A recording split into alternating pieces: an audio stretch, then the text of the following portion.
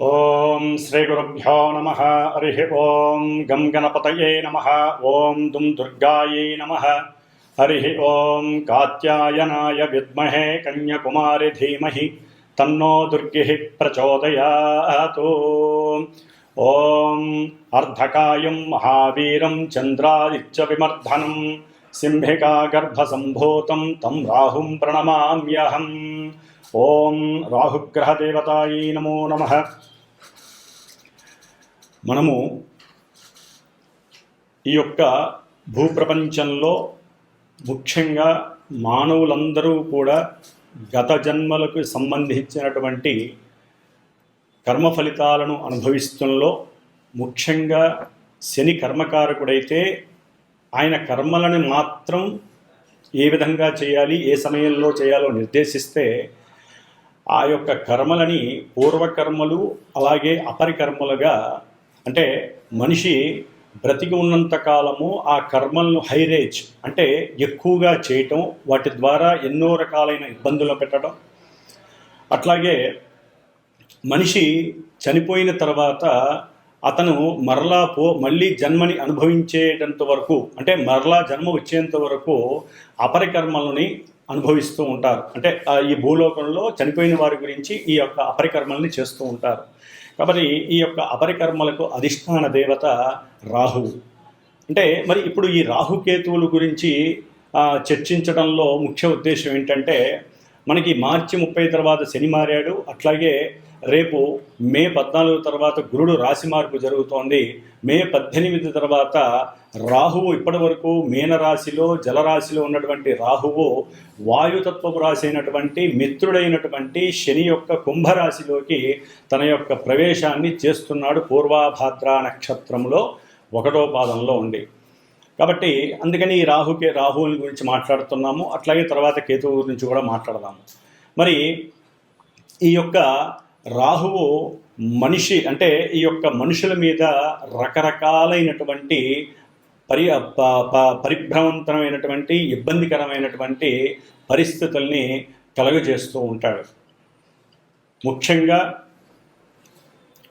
ఈ రాహువు ఏ విధంగా ఉద్భవించాడో మనకి తెలుసుకుంటే చాలా భయంకరంగా ఉంటుంది. మనకి శాస్త్రానుసారం పురాణ గాథల ప్రకారం క్షీరసాగర మదనాన్ని చేసేటప్పుడు ఈ యొక్క దేవతలు రాక్షసులు కూడా మదిస్తూ ఉండగా ముందు విషం ఉద్భవించింది, తర్వాత అమృతం ఉద్భవించింది సముద్రంలోంచి. అప్పుడు దేవతలందరూ చక్కగా ఒక వరుసలో కూర్చొని అమృతాన్ని స్వీకరిస్తున్నారు, మరణం లేకుండా ఉండటానికి, ఇబ్బందులు కలగకుండా ఉండటానికి. అదే సమయంలో ఒక రాక్షసుడు వారితో పాటుగా కూర్చొని దేవతా రూపంగా కూర్చుకొని ఉండి ఈ యొక్క అమృతాన్ని సేవిస్తున్న సమయంలో మరి అంతటి మాయనే సృష్టించి మాయాధారి అయినటువంటి ఆ విష్ణుమూర్తి అది గమనించి తన యొక్క చక్రంతో, విష్ణు చక్రంతో ఆ యొక్క రాక్షసు యొక్క తలని చక్కగా మధ్య భాగంలో శిరస్సు వేరు మొండెం వేరుగా చేసేస్తాడు. అప్పుడు చేసినప్పుడు శిరస్సుతో కూడి ఉన్నటువంటి రాక్షసుడి యొక్క తలకాయని రాహువుగా పరిణమిస్తారు. అట్లాగే ఓన్లీ మొండెం మాత్రమే ఉన్నటువంటి ఆ యొక్క రాక్షసుల్ని మనకి కేతువుగా ఈ యొక్క పురాణ గాథ తెలియజేస్తోంది.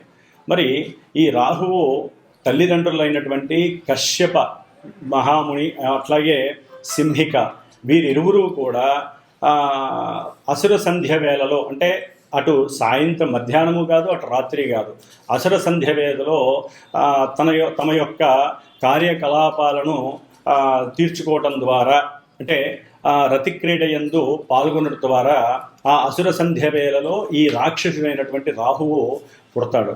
అందుకనే ఈ యొక్క అసుర సంధ్యా సమయంలో మనం తినటం కానీ పడుకోవటం కానీ వేరే వేరే అన్య కార్యక్రమాలు చేయకూడదని మనకి మహామునులు తెలియజేశారు. ఆ విధంగా పుట్టడం ద్వారా సూర్యాస్తమయం సమయంలో జరిగినటువంటి ఆ రాహు యొక్క జననం వలన రాహువుకి అన్ని, అంటే మూఢనమ్మకాలు మీద విశ్వాసం అంటే నమ్మకాల మీద విశ్వాసం లేకపోవటం, గురువుల యందు భక్తి పారవస్యం లేకపోవటం, అట్లాగే అన్ని అగాధాలు, విఘాతాలు, వికాతాలు, ఇబ్బందులు, మానసిక వికారాలను కలుగజేసేటటువంటి వాళ్ళలో ప్రప్రథముడు రాహువు. శనివత్ రాహువు అంటే శని ఇచ్చే ఫలితాలన్నీ రాహు ఇస్తాడు. మరి ఈ రాహువు ఇప్పుడు శని యొక్క క్షేత్రంలో ఎవరి నక్షత్రంలో ఉంటున్నాడు? పూర్వభాద్ర గురు నక్షత్రంలో ఉంటున్నాడు. అంటే మనకి గ్రహాలన్నీ కూడా అవి ఉన్నటువంటి రాశి ప్రభావాన్ని, రాశ్యాధిపతి ప్రభావాన్ని ఏదో కొంతవరకు ఇస్తూ అవి ఉన్నటువంటి స్థితి ప్రకారం ఇస్తాయి. కానీ ఈ రాహుకేతువులు అట్లా కాదు. రాహువు తను ఉన్నటువంటి రాశ్యాధిపతి అయినటువంటి శని యొక్క ఫలితాలను ఇస్తాడు. తను స్వయంగా తనకున్నటువంటి పోర్ట్ఫోలియోస్ ప్రకారం తనిచ్చే ఫలితాలను ఇస్తాడు. తను చూస్తున్న భావ ఫలితాలను ఇస్తాడు, భావాధిపతి ఫలితాలను ఇస్తాడు. రాహు ఉన్నటువంటి నక్షత్రాధిపతి అయినటువంటి గురుడి యొక్క ఫలితాలు కూడా ఇస్తాడు. కాబట్టి ఇన్ని రకాల వేస్లో రాహువు కుంభరాశిలో అడుగు పెడుతున్నాడు మే 18వ తారీఖున. కాబట్టి మే 18 నుంచి డిసెంబర్ 2026 వరకు కూడా దాదాపు 1 సంవత్సరంన్నర పాటు ఈ రాహువు తన యొక్క క్రీడా విన్యాసాల ద్వారా ఎన్నో మార్పులు అటు దేశం మీద, ఇటు ప్రపంచము, అట్లాగే అంతరిక్షంలో, అట్లాగే మనకు ఉన్నటువంటి పంచభూతాలను ఆవహించి ఉన్నటువంటి ఎన్నో రకాలైనటువంటి నెగిటివ్ ఎఫెక్ట్స్ ద్వారా ఈ రాహువు మన యొక్క మానవ జీవితం మీద వారి యొక్క సొంత జాతకాల ద్వారా ఏ రాసుల్లో, అట్లాగే రాహు మహర్దశలు నడుస్తున్నవారు, రాహు అంతర్దశలు నడుస్తున్నవారు, అట్లాగే జాతకంలో లగ్నం నుంచి కానీ చంద్రుడి నుంచి కానీ ఈ రాహువు ఉన్నటువంటి స్థితిగతులు, రాహుతో కలిసి ఉన్నటువంటి గ్రహాలు, ఇట్లా పరిపరి విధములుగా రాహువు తన యొక్క విన్యాస క్రీడలని మనుషుల మీద ప్రభావితం చేస్తూ కొంతమందికి వృద్ధిని కలుగజేస్తాడు, మరికొంతమందికి రాసుల వారికి ఇబ్బందిని, అభివృద్ధి పదంలో ఉన్నటువంటి వారిని కిందకు పడవేయటం, జైళ్ళల్లో వేయించటం, అట్లాగే కుటుంబంలో విఘాతాలు కలగటం, ఇట్లా ఎన్నో రకాలైనటువంటి సమస్యల్ని క్రియేట్ చేసేవాడు రాహువు. ఎందుకంటే శని యొక్క క్షేత్రంలో ఉండటం ద్వారా, కుంభరాశిలో ఉండటం ద్వారా. కాబట్టి ఈ యొక్క రాహువు చేసేటటువంటి విన్యాసాలు ద్వాదశ రాశుల్లో వారికి ఉన్నప్పుడు ఏ విధంగా ఉంటాయి ప్రస్తుతం ఈ యొక్క 1.5 ఇయర్. అట్లాగే ఈ యొక్క రాహువుకి అధిష్టాన దేవత దుర్గాదేవి, అట్లాగే ఈ యొక్క రాహుకేతువులు ఇద్దరికి అధిష్టాన దేవుడు సుబ్రహ్మణ్యేశ్వర స్వామి. కాబట్టి ఎవరైనా సరే ఈ రాహువు వలన మనం రాశుల ప్రకారం చెప్పుకునేటప్పుడు ఎన్ని రకాలైనటువంటి ఇబ్బందులు కలుగుతాయో అన్ని రకాల ఇబ్బందులకి దుర్గామాత ఆశీర్వచనం మాత్రమే మనకి శ్రీరామ రక్ష. కాబట్టి మరి శ్రీమాత జ్యోతిషాలయ పీఠంలో మా యొక్క పీఠంలో ఈ యొక్క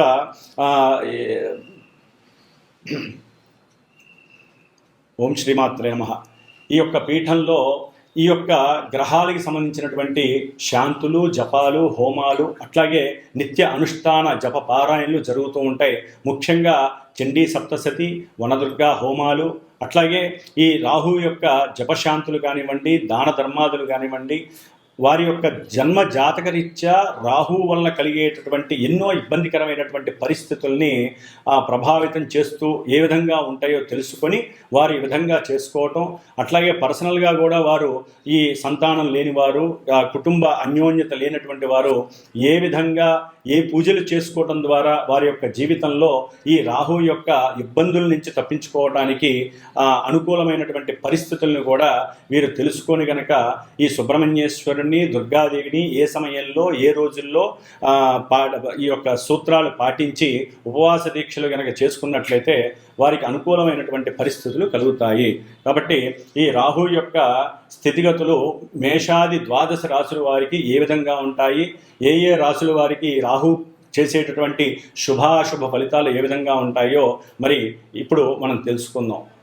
మనకున్నటువంటి నవగ్రహాలలో సప్తగ్రహాలు ఒక పక్కన ఉంచగా ఈ రాహుకేతువుల్ని షాడో ప్లానెట్స్ అంటే ఛాయాగ్రహాలు, కాల్పనిక బిందువులు అంటారు.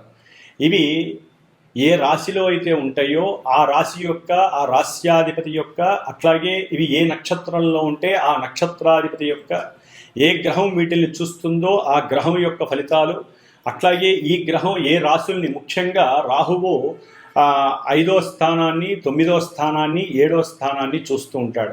అంటే ఇప్పుడు కుంభరాశిలోకి వస్తున్నటువంటి రాహువు తన యొక్క అపసవ్య, అంటే వీళ్ళు అపసవ్య దృష్టిని కలిగి ఉంటారు. మిగతా గ్రహాలు వక్రించినప్పుడు మాత్రం కొంచెం వెనక భావాన్ని ఇస్తారు, కానీ వీరు ఎప్పుడూ కూడా అంతరిక్షంలో అపసవ్య దశలో తిరుగుతూ ఉంటారు.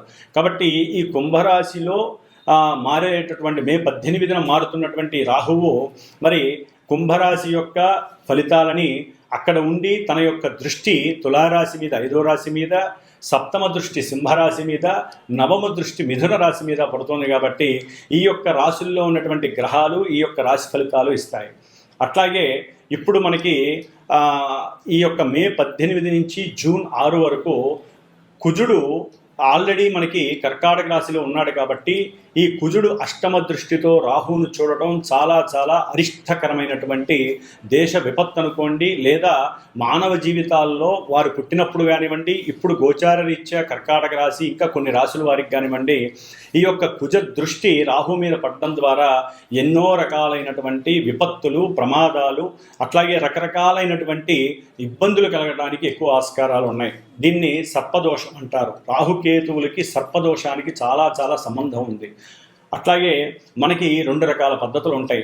రాహువు వామాచార పద్ధతికి అధిపతి అయితే కేతువు మనకి దక్షిణాచార పద్ధతికి అధిపతి అవుతాడు.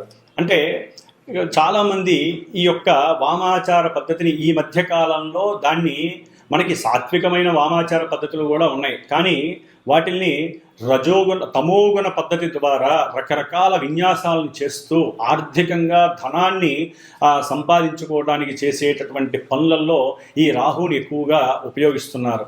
కాబట్టి సాధ్యమైనంత వరకు రాహువు సాత్వికంగా మనకి ఉన్నటువంటి మన ఋషులు ఇచ్చినటువంటి ఎన్నో దుర్గా సూక్తాలు ఉన్నాయి, చండీ సప్తశతి ఉంది, అట్లాగే దశమహావిద్యల్లో వాటిని సాత్వికంగా ఉపయోగించుకునే పద్ధతులు ఎన్నో ఉన్నాయి, ప్రదక్షిణ క్రమాలు ఉన్నాయి, దైవారాధనలు ఉన్నాయి, ముఖ్యంగా సుబ్రహ్మణ్యేశ్వర స్వామికి సంబంధించిన ఎన్నో ఆరాధనలు ఉన్నాయి.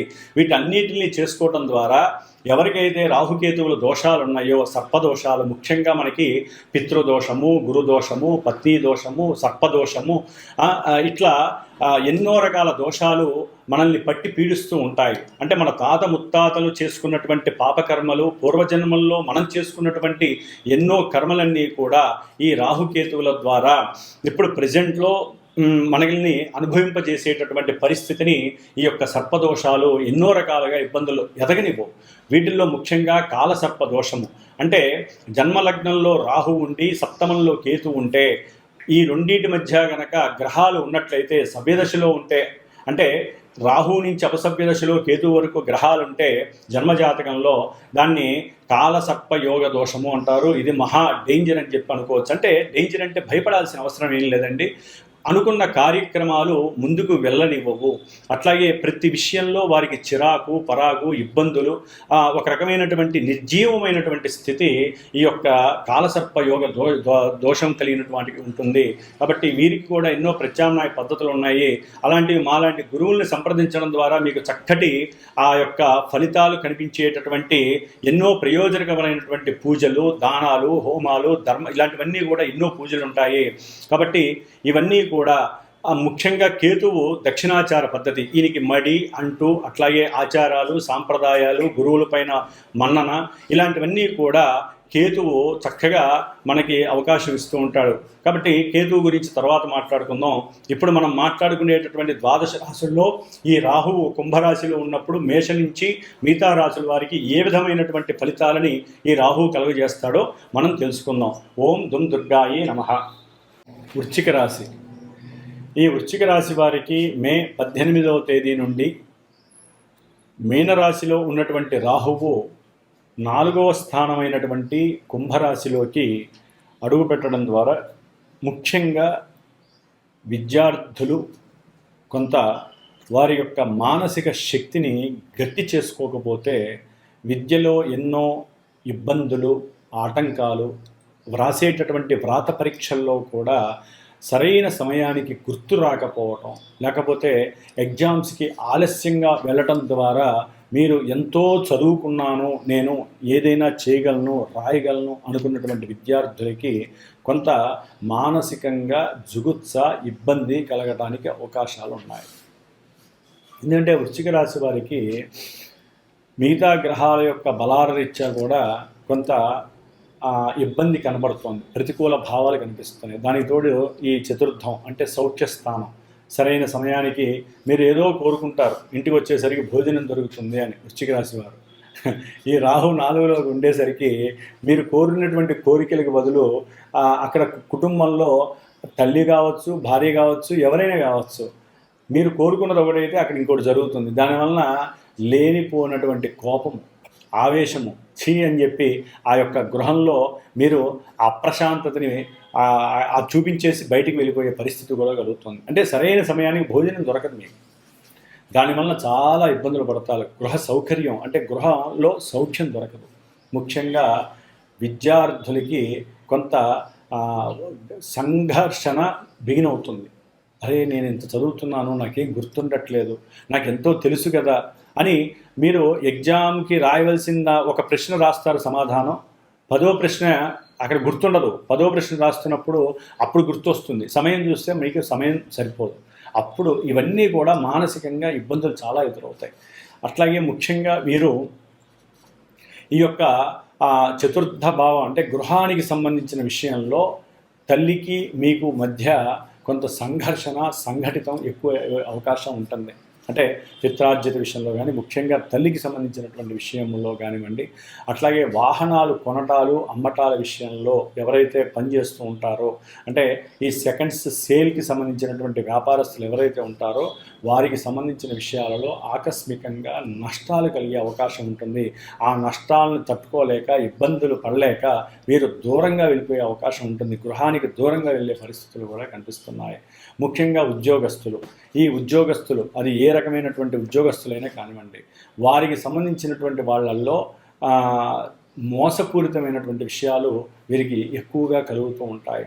అంటే ఆశించినంత మేర వీరు వారి కింద పనిచేసే వారి ద్వారా కొన్ని ప్రతిబంధకాలు, ప్రతికూలతలు వీరికి కలిగే అవకాశం ఉంటుంది. మోసాలు చేసే అవకాశం ఉంటుంది. ముఖ్యంగా అంటే వీరు నమ్ముకున్న వాళ్ళే వీరిని మోసం చేస్తారు ఉద్యోగాలలో. దాని ద్వారా వీరు కొన్ని ప్రభుత్వ ఉద్యోగాలకి రిజైన్ చేసి వచ్చే అవకాశాలు కూడా వృశ్చిక రాశి వారికి ఈ చతుర్థ రాహు కనిపిస్తూ ఉంటాడు. ముఖ్యంగా మాతృ సౌఖ్యం దెబ్బతింటుంది. వాహనాల విషయంలో కొంచెం జాగ్రత్త వహించండి. లేకపోతే ఆ అవసరం లేనటువంటి పెట్రోల్ ఖర్చులు అన్నీ కూడా మీరే, ఫ్రెండ్స్ ఎక్కడికైనా వెళ్దామంటారు, వాళ్ళు ఇస్తామనుకుంటారు, మీరేంటంటే చివరిలో లెక్కలు చెప్పిస్తారనుకుంటారు, వాళ్ళు ఇవ్వరు. ఆ ఖర్చు కూడా మీ మీదే పడుతుంది. దాని ద్వారా మానసిక అప్రశాంతత వృశ్చిక రాశి వారికి ఇట్లా పలు విధాలుగా సౌఖ్యం అంతా కోల్పోయే పరిస్థితి కలుగుతుంది. కాబట్టి మీరు ఏదైనా ఉంటే తల్లికి చెప్పుకోండి.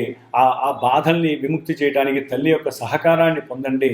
తల్లికి ముఖ్యంగా అనుకూలంగా ఉండటానికి ప్రయత్నం చేయండి.